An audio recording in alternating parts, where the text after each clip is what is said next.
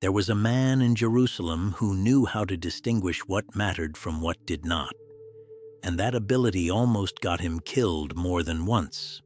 Almost. Because every time death drew near, it found something it could not get through. His name was Daniel. He was between 15 and 16 years old when Nebuchadnezzar, king of Babylon, besieged Jerusalem for the first time. It was the 3rd year of the reign of Jehoiakim, king of Judah, and the city still breathed, still standing, still walled, still with its temple. But the siege was enough.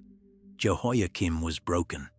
There was no prolonged battle, no heroes holding the walls.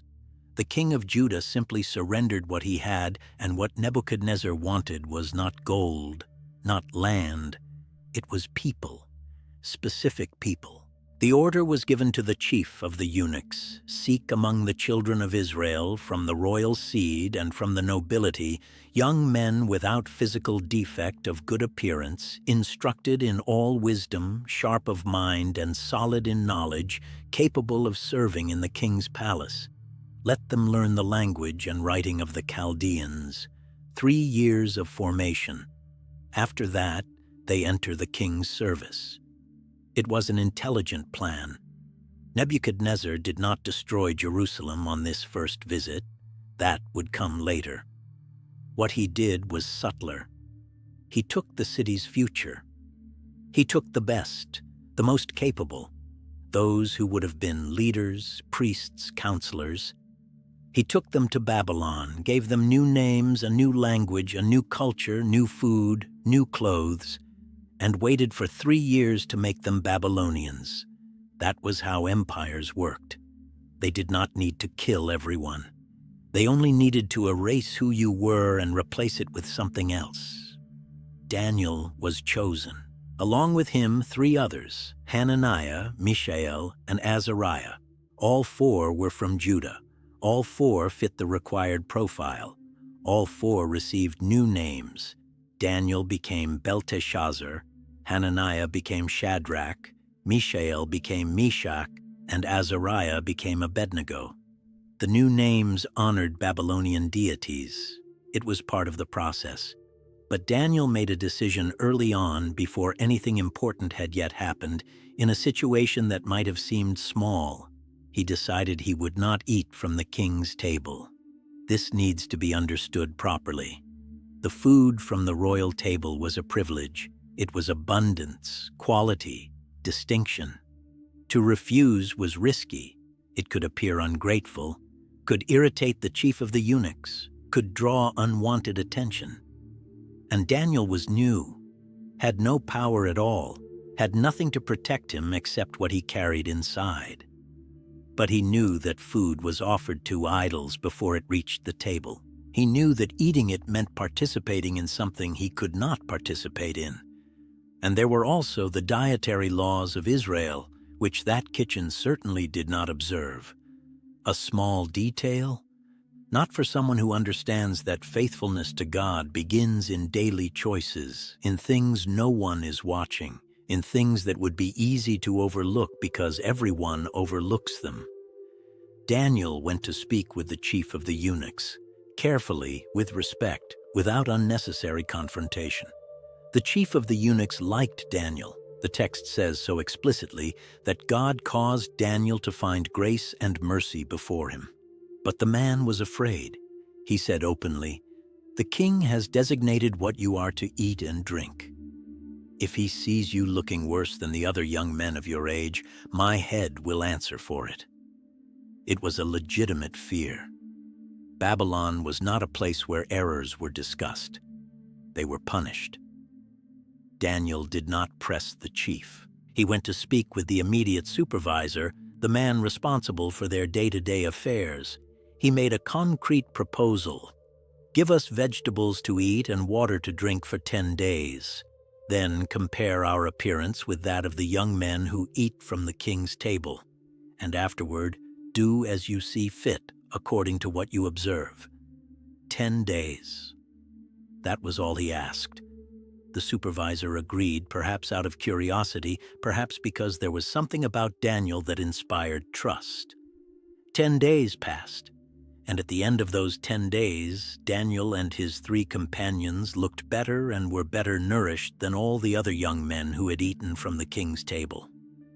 The supervisor then began giving them vegetables instead of the designated food and water instead of the designated drink. It was not the kind of miracle that stops the sun or parts the sea. It was something quieter, more solid.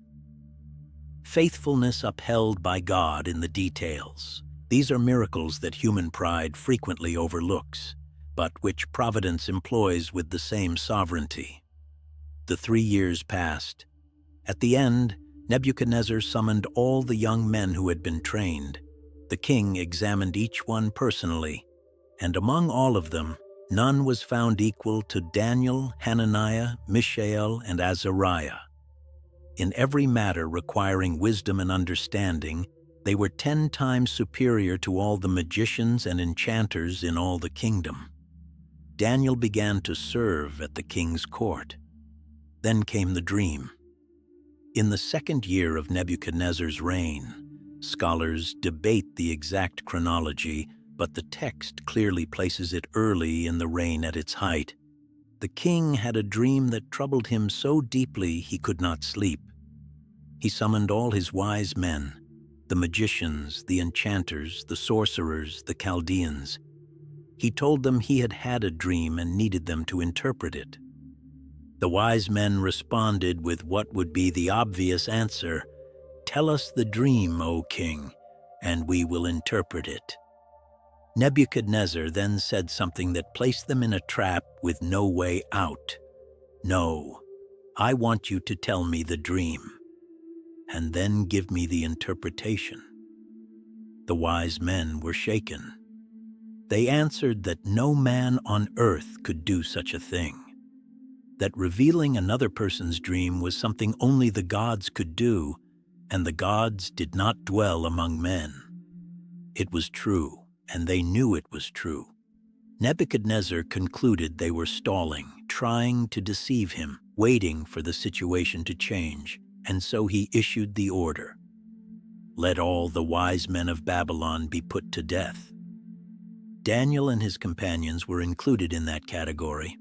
When Arioch, the commander of the royal guard, came to carry out the sentence, Daniel reacted with a calm that must have been unsettling. He asked why the king's decree was so severe. Arioch explained the situation. Daniel went to the king and asked for time to give the king the interpretation. This was boldness of a specific kind, not the boldness of a man who trusts in himself. It was the boldness of someone who knows there is a source beyond himself from which he can draw. Daniel returned home and told Hananiah, Mishael, and Azariah. He asked that they pray, seeking mercy from the God of heaven concerning this mystery, so that Daniel and his companions would not perish with the rest of the wise men of Babylon. That night, the mystery was revealed to Daniel in a vision. The text records Daniel's prayer before anything else, and it is not brief. It is a prayer that acknowledges who God is, the one who changes times and seasons, who removes kings and establishes kings, who gives wisdom to the wise and knowledge to those who have discernment. The mystery was not revealed because Daniel was especially perceptive. It was revealed because Daniel asked, because he knew whom to ask, and because God answered. Daniel went to Arioch and said, "Do not execute the wise men of Babylon.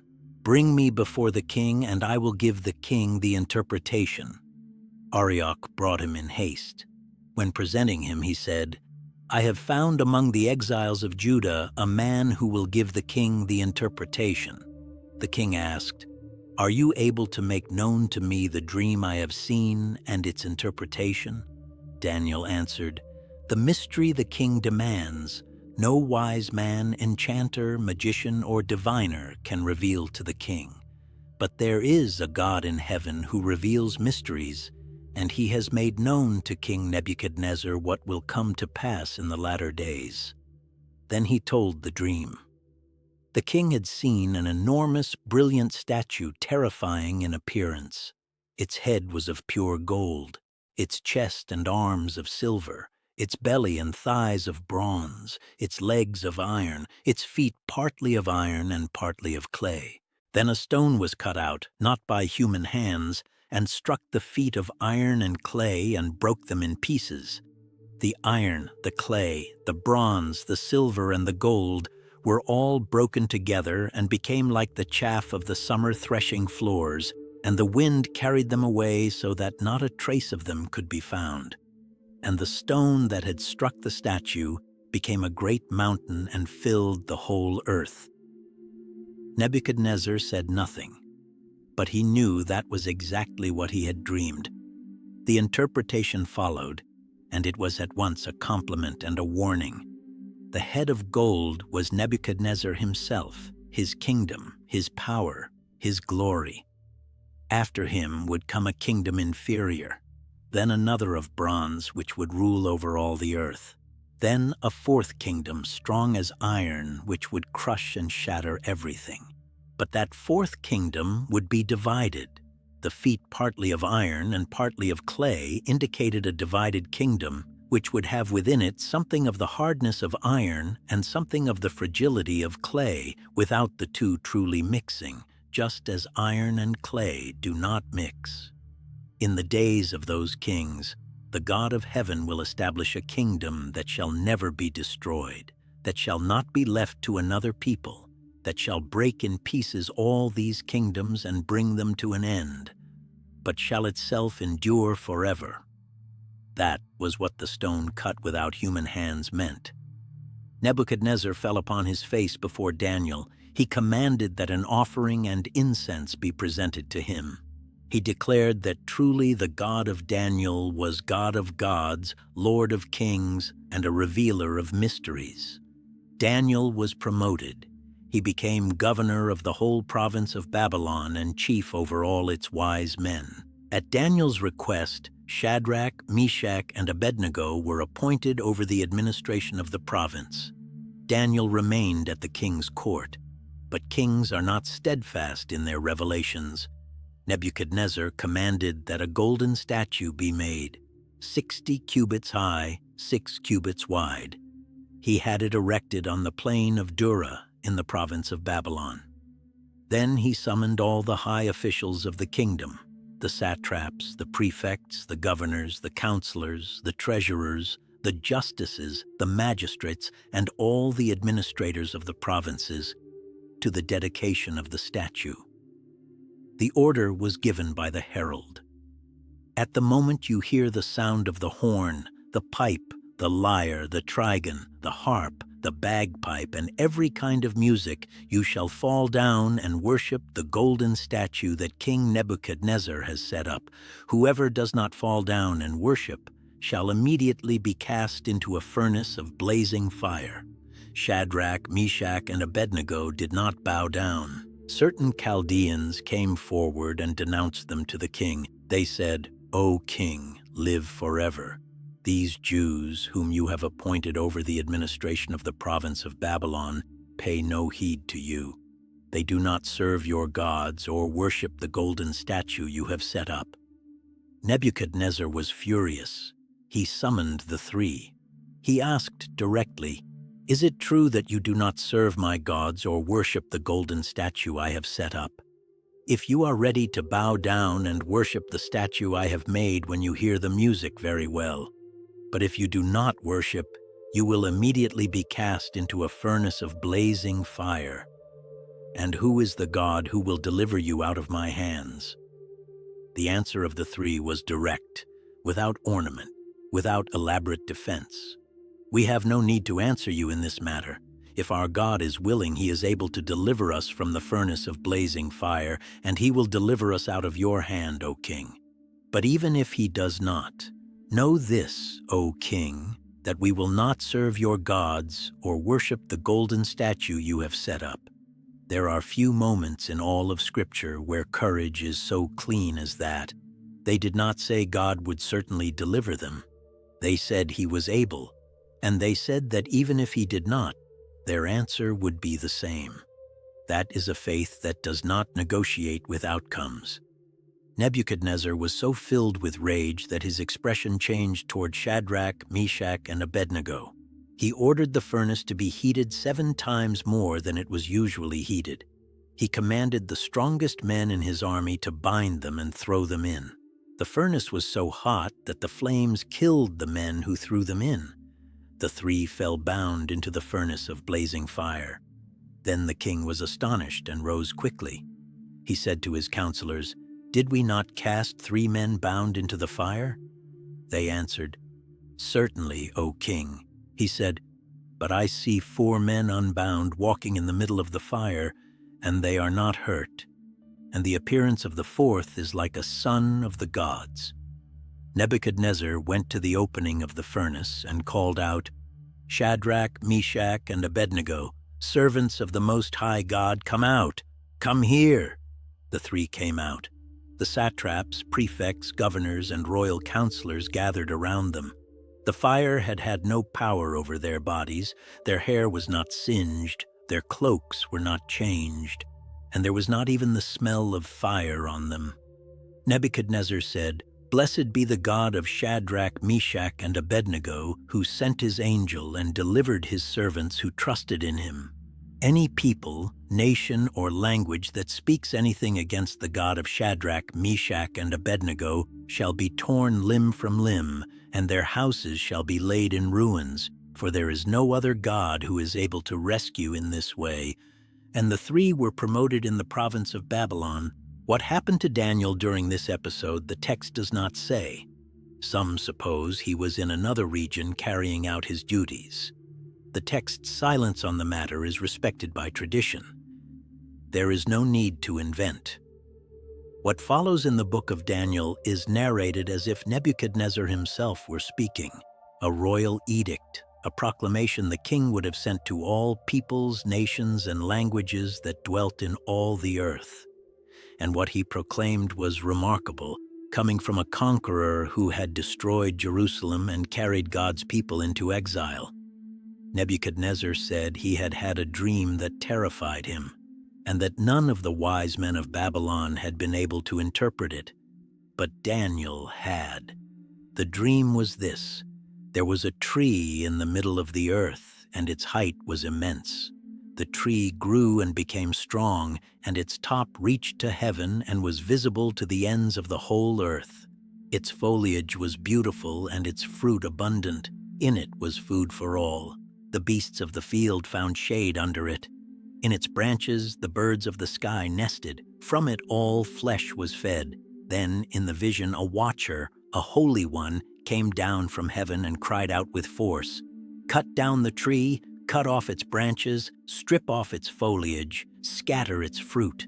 Let the beasts flee from under it and the birds from its branches. But leave the stump of its roots in the earth, with a band of iron and bronze amid the tender grass of the field. Let it be wet with the dew of heaven. Let his portion be with the beasts in the grass of the earth. Let his mind be changed from a man's, and let a beast's mind be given to him, and let 7 periods of time pass over him." Daniel heard the dream. He was appalled for a moment, his thoughts alarming him.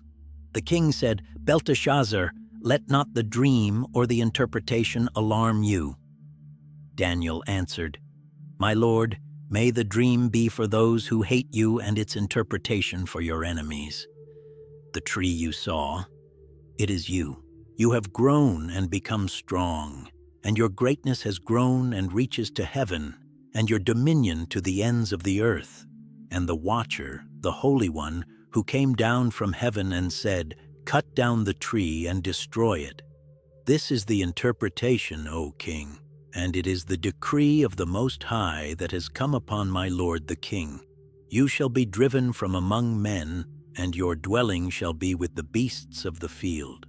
You shall eat grass like an ox, and be wet with the dew of heaven, and 7 periods of time shall pass over you, until you know that the Most High rules the kingdom of men and gives it to whom he will. and the command to leave the stump of the roots of the tree. That means your kingdom shall be confirmed for you from the time that you acknowledge that heaven rules. Therefore, O king, let my counsel be acceptable to you.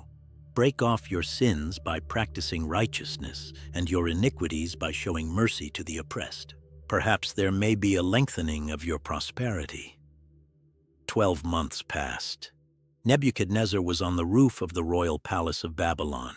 He said, "Is not this great Babylon, which I have built by my mighty power as a royal residence and for the glory of my majesty?" While the word was still in his mouth, a voice fell from heaven. "O King Nebuchadnezzar, to you it is spoken. The kingdom has departed from you. You shall be driven from among men, and your dwelling shall be with the beasts of the field. And you shall eat grass like an ox, and 7 periods of time shall pass over you, until you know that the Most High rules the kingdom of men and gives it to whom he will." Immediately the word was fulfilled against Nebuchadnezzar. He was driven from among men and ate grass like an ox, and his body was wet with the dew of heaven until his hair grew as long as eagle's feathers and his nails were like bird's claws. And at the end of the days, the 7 periods of time, Nebuchadnezzar lifted his eyes to heaven, and his reason returned to him. He blessed the Most High, and praised and honored him who lives forever, whose dominion is an everlasting dominion, and whose kingdom endures from generation to generation. At the same time his reason returned to him, and the glory of his kingdom, his honor and splendor were restored to him. He was established over his kingdom, and extraordinary greatness was added to him. The proclamation ends in the king's own voice. "Now I, Nebuchadnezzar, praise and extol and honor the King of heaven, for all his works are right and his ways are just, and those who walk in pride he is able to humble." Nebuchadnezzar died. What that meant for Daniel we cannot say with certainty. The text does not detail the transition. Nebuchadnezzar had reigned 43 years. What came next would be different. Many years passed. King Belshazzar came. Belshazzar was the son of Nabonidus, the last king of Babylon, and is called the son of Nebuchadnezzar in a broader sense, perhaps grandson, perhaps successor within a dynastic line. What matters is what he did. Belshazzar made a great feast for 1,000 of his lords and drank wine in front of the 1,000. While drinking, he commanded that the vessels of gold and silver that Nebuchadnezzar his father had taken from the temple in Jerusalem be brought, so that the king and his lords, his wives, and his concubines might drink from them. Then they brought in the golden vessels that had been taken from the temple of the house of God in Jerusalem, and the king and his lords, his wives, and his concubines drank from them. They drank wine and praised the gods of gold and silver, of bronze, of iron, of wood, and of stone. There was a line that could be crossed, and Belshazzar crossed it deliberately, joyfully, with the insolence of someone who does not believe the lines are real. Then the fingers of a human hand appeared and wrote on the plaster of the wall of the king's palace opposite the lampstand, and the king saw the hand as it wrote. The color drained from the king's face. His thoughts alarmed him. The joints of his hips gave way, and his knees knocked together. The king cried out forcefully to bring in the enchanters, the Chaldeans, and the diviners. He promised, "Whoever reads this writing and shows me its interpretation shall be clothed in purple, and have a chain of gold around his neck, and shall be the 3rd ruler in the kingdom." All the king's wise men came. None could read the writing. None could give the king the interpretation. The king's terror increased still more. His face grew still more troubled, and his lords were perplexed. It was then that the queen, likely the queen mother given the context, entered the banquet hall. She said to the king, "O king, live forever. Let not your thoughts alarm you or your color change. There is a man in your kingdom in whom is the spirit of the holy gods. In the days of your father, light and understanding and wisdom, like the wisdom of the gods, were found in him. King Nebuchadnezzar, your father, made him chief of the magicians, enchanters, Chaldeans, and diviners, because an excellent spirit, knowledge, and understanding to interpret dreams, explain riddles, and solve problems were found in him, in Daniel, whom the king named Belteshazzar. Now let Daniel be called, and he will show the interpretation. Daniel was brought before the king. Belshazzar said, "You are that Daniel, one of the exiles of Judah, whom the king my father brought from Judah. I have heard of you that the spirit of the gods is in you, and that light and understanding and excellent wisdom are found in you. Read this writing and make known to me its interpretation, and you shall be clothed in purple and have a chain of gold around your neck and shall be the third ruler in the kingdom." Daniel answered before the king, "Let your gifts be for yourself and give your rewards to another. Nevertheless, I will read the writing to the king and make known to him the interpretation."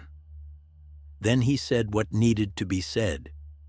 "You, Belshazzar, have not humbled your heart, even though you knew all this. But you have lifted yourself up against the Lord of heaven, and the vessels of his house have been brought before you, and you and your lords, your wives, and your concubines have drunk wine from them. And you have praised the gods of silver and gold, of bronze, iron, wood, and stone, which do not see or hear or know. But the God in whose hand is your breath, and whose are all your ways, you have not honored." Therefore he sent the hand that wrote this inscription. And this is the writing that was inscribed: Mene, Mene, Tekel, and Parsin. This is the interpretation. Mene. God has numbered your kingdom and brought it to an end. Tekel. You have been weighed on the scales and found wanting. Parsin.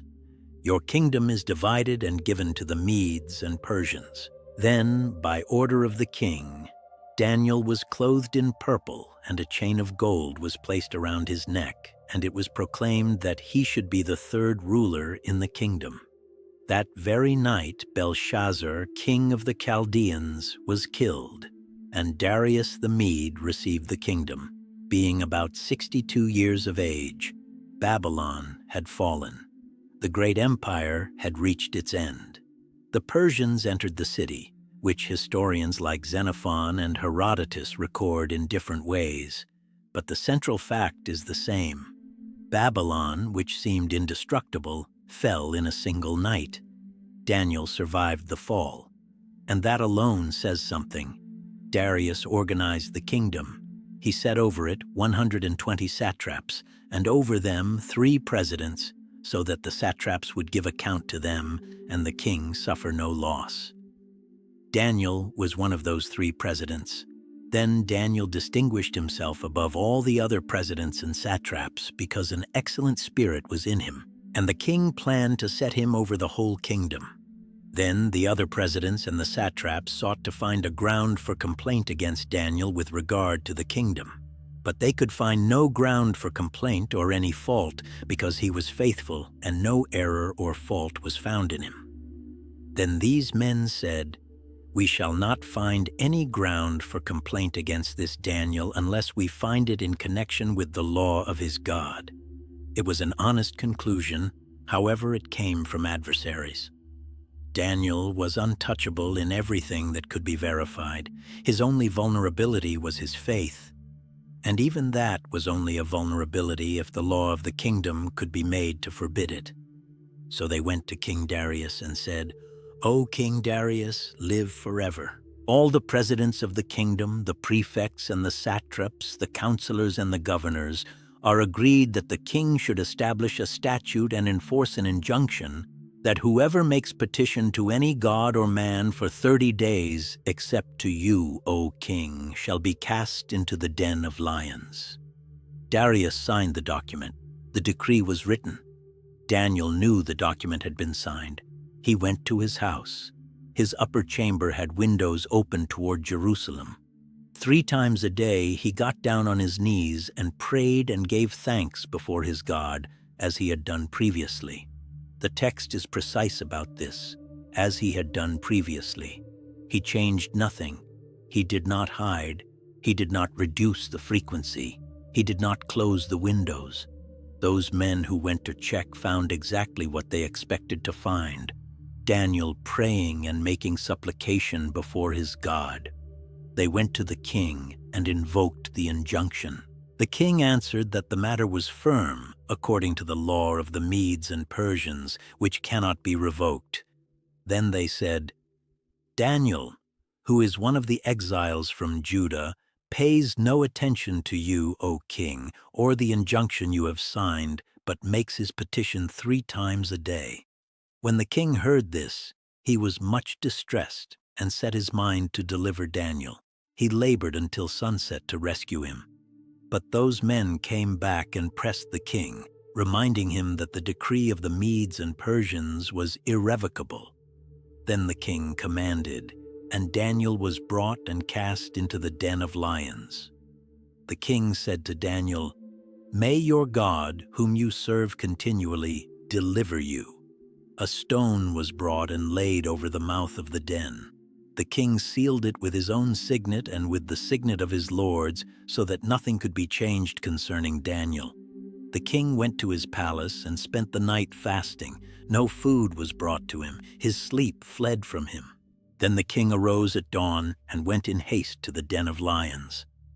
As he came near the den, he called to Daniel in an anguished voice, "Daniel, servant of the living God, has your God, whom you serve continually, been able to deliver you from the lions?" Then Daniel said to the king, "O king, live forever. My God sent his angel and shut the lions' mouths, and they have not harmed me, because I was found blameless before him. And also before you, O king, I have done no harm." The king was greatly pleased. He commanded that Daniel be taken up out of the den. There was no wound found on him because he had trusted in his God. And then the king commanded, and those men who had maliciously accused Daniel were brought and cast into the den of lions, they, their children, and their wives. And before they reached the bottom of the den, the lions overpowered them and broke all their bones in pieces. Darius wrote to all peoples, nations, and languages that dwell in all the earth, "Peace be multiplied to you. I make a decree. In all my royal dominion, people are to tremble and fear before the God of Daniel, for he is the living God enduring forever. His kingdom shall never be destroyed, and his dominion shall be to the end. He delivers and rescues, he works signs and wonders in heaven and on earth, he who delivered Daniel from the power of the lions." Daniel prospered during the reign of Darius and during the reign of Cyrus the Persian. But there is another dimension of Daniel that has not yet been touched, and it is perhaps the most difficult to narrate, not because it is less real, but because it belongs to a different language. Daniel was not merely a faithful man who survived the crises of power, he was also a seer, a prophet to whom were opened layers of time that most men never see. Daniel's visions begin during the reign of Belshazzar, therefore before the fall of Babylon. In the first vision, the 4 winds of heaven were stirring up the great sea, and 4 great beasts came up out of the sea, different from one another. The first was like a lion with eagle's wings. The second was like a bear, raised up on one side with 3 ribs in its mouth. The third was like a leopard with 4 wings of a bird on its back and 4 heads. And the fourth, it was different from all the others. It was terrifying and dreadful and exceedingly strong. It had great iron teeth. It devoured and broke in pieces and stamped what remained with its feet. It was different from all the beasts that came before it, and it had 10 horns. Daniel was considering the horns, and behold, there came up among them another horn, a little one, before which 3 of the first horns were plucked up by the roots.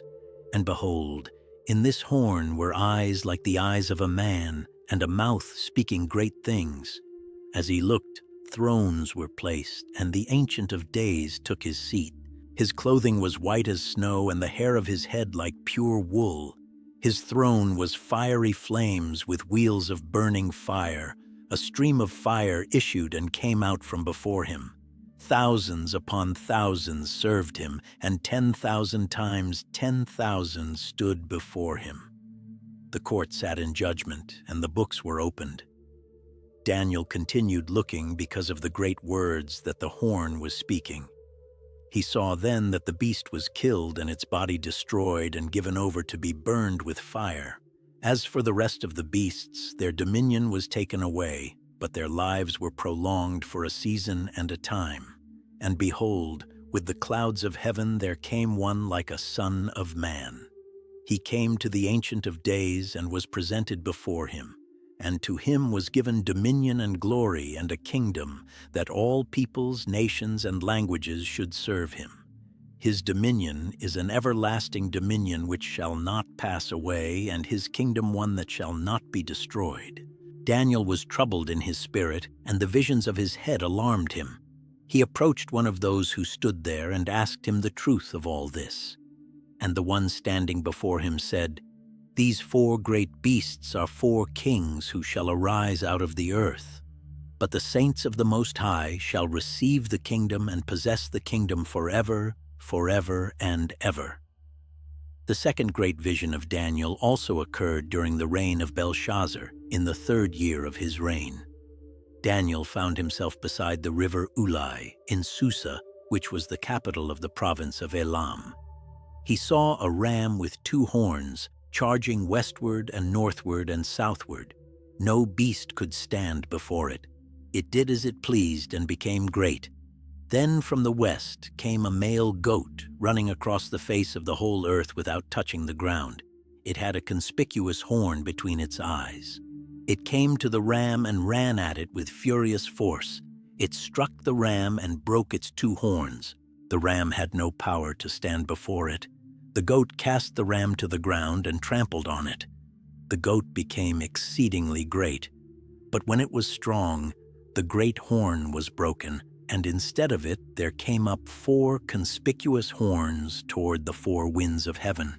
Out of one of them came a little horn which grew exceedingly great toward the south, toward the east, and toward the glorious land. It grew great, even to the host of heaven. And some of the host and some of the stars it threw down to the ground and trampled on them. It became great, even as great as the prince of the host. And the regular burnt offering was taken away from him, and the place of his sanctuary was overthrown.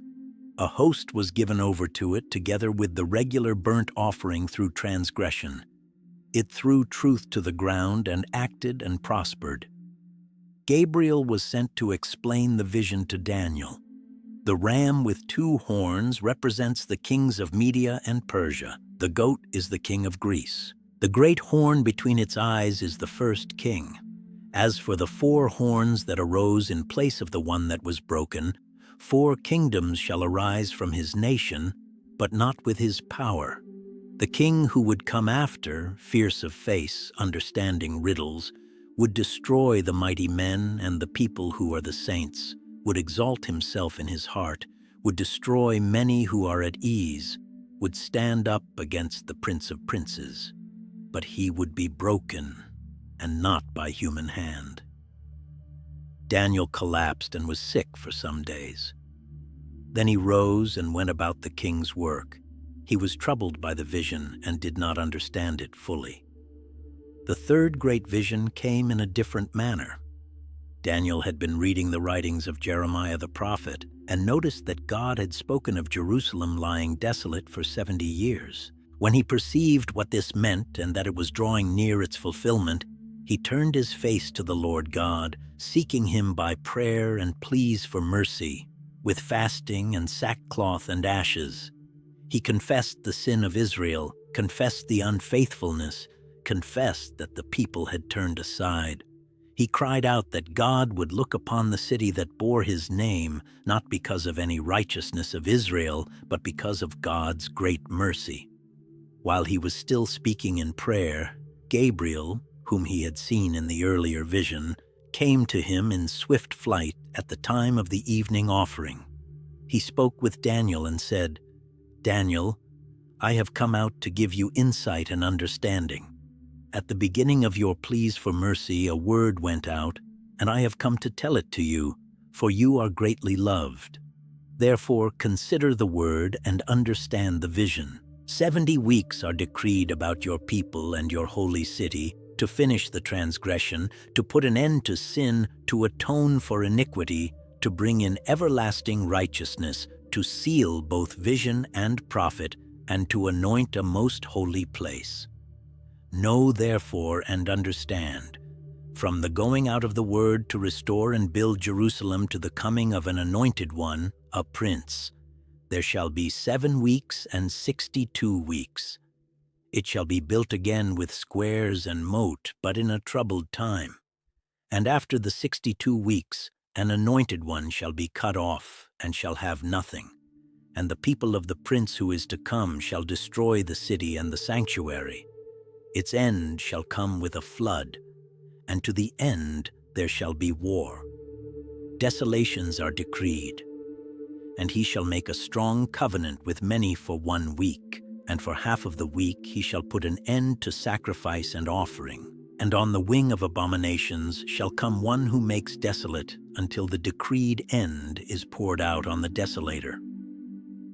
The fourth and final great vision of Daniel came in the 3rd year of Cyrus, king of Persia. Daniel had been in mourning for 3 full weeks. He had eaten no delicacies, no meat or wine had passed his lips, and he had not anointed himself at all for the full 3 weeks. On the 24th day of the 1st month, as he was standing on the bank of the great river, the Tigris, he lifted his eyes and looked, and behold, a man clothed in linen, with a belt of fine gold from Uphaz around his waist. His body was like beryl, his face like the appearance of lightning, his eyes like flaming torches, his arms and legs like the gleam of burnished bronze, and the sound of his words like the sound of a multitude. The men who were with Daniel did not see the vision, but a great trembling fell upon them, and they fled to hide themselves. Daniel was left alone. He saw the great vision. No strength was left in him. His radiant appearance was fearfully changed, and he retained no strength. The being came near. He touched Daniel. He told him that he was greatly loved, that he should stand upright, that he should be strong. For from the first day that Daniel had set his heart to understand and humbled himself before God, his words had been heard. But the prince of the kingdom of Persia had withstood him for 21 days. Then Michael, one of the chief princes, came to help, for Daniel had been left there with the kings of Persia. There was, therefore, behind the visible kingdoms of the earth, an invisible conflict. Princes, spiritual beings, who influenced the kingdoms, who resisted, who fought. It was a revelation of a dimension of reality that most men never see. The vision that followed was vast. It encompassed what was to come, kingdoms succeeding one another, wars, alliances by marriage, treacheries, conquests, a king of the north and a king of the south in perpetual conflict. And in the midst of all this, God's people pressed on all sides, suffering, but not abandoned. And then, beyond the human kingdoms, beyond the visible conflicts, Daniel saw the time of the end, a time of trouble such as never had been since there was a nation until that time. And in that time, Daniel's people would be delivered, everyone whose name would be found written in the book. And many of those who sleep in the dust of the earth shall awake, some to everlasting life, and some to shame and everlasting contempt. Those who are wise shall shine like the brightness of the heavens above, and those who lead many to righteousness like the stars forever and ever. Daniel was told, shut up the words, and seal the book until the time of the end. Daniel heard, but did not fully understand. He asked, "My lord, what shall be the outcome of these things?" The answer came, "Go your way, Daniel, for the words are shut up and sealed until the time of the end. Many shall purify themselves and make themselves white and be refined, but the wicked shall act wickedly, and none of the wicked shall understand, but those who are wise shall understand. But go your way till the end, and you shall rest, and shall stand in your allotted place at the end of the days." There the book ends. Not with a battle won, not with a throne secured, not with a full explanation of everything that had been revealed. It ends with a simple promise given to an old man who had spent his entire life in a foreign land, serving kings who were not his king, surviving furnaces and lions' dens and the collapse of empires, reading the signs that others could not read, praying 3 times a day with his windows open toward Jerusalem, even when that could get him killed. Go, you shall rest, and at the end of the days you shall stand in your allotted place. There is something that must be said about the figure of the fourth being inside the furnace, the one whose appearance was like that of a son of the gods, as the Babylonians themselves put it. The ancient teachers who reflected deeply on Scripture saw in that figure something more than an ordinary angel. Many of them, among the most careful readers of the sacred text in the early centuries, identified this presence as the Word of God appearing before his incarnation, what is sometimes called in the tradition a theophany, God making himself visible in anticipation of the moment when he would take on flesh. Others understood it as an angel of extraordinary order. The question has not been definitively settled by any binding declaration, and that restraint is itself instructive. What the text gives us is real. A presence that fire could not touch, that walked among the flames without suffering anything, whose very appearance the Babylonians could not categorize within their own religious vocabulary. They reached for the highest language available to them. Whether they knew how close they were to the truth is another matter. Just as the stone cut without human hands that shattered the great statue, what is cut without human hands is that which does not arise from human effort or engineering. A kingdom founded by no conqueror, owing its existence to no political strategy, sustained by no fear and no force of arms. A stone that becomes a mountain, a kingdom that fills the whole earth without destroying through blood as the other kingdoms destroy. And the Son of Man coming with the clouds of heaven, that image appearing in the vision of the 4 beasts, is cited centuries later, in circumstances Daniel could never have calculated, by a man on trial who uses it to identify himself, before a high priest who asks directly, "Are you the Christ, the Son of the Blessed?" And the answer includes the very words from the book of Daniel, "You will see the Son of Man seated at the right hand of power and coming with the clouds of heaven." But that unfolding belongs to another story. What belongs to this one is Daniel, the man who did not eat from the king's table, who did not worship the statue, who did not close the windows, who did not negotiate his identity even when he was thousands of miles from home, and there was nothing compelling him to remain who he was, except the fact that he was who he was. The empires he served disappeared. The Babylon that seemed eternal was taken in a single night. The Persians who took it would also disappear, the Greeks who came after them as well. The great statue of gold, silver, bronze, and iron was no longer standing. The furnace was put out. The den of lions was covered over. Daniel, according to the promise, rests and waits. The texts he left behind continue to be read. The visions he received continue to be interpreted by men and women who seek to understand what is yet to come. The name the Babylonians gave him, Belteshazzar, has been forgotten. The name his parents gave him, Daniel, which means God is my judge, remained. It is no small thing in a world of empires to be remembered by the name your parents gave you.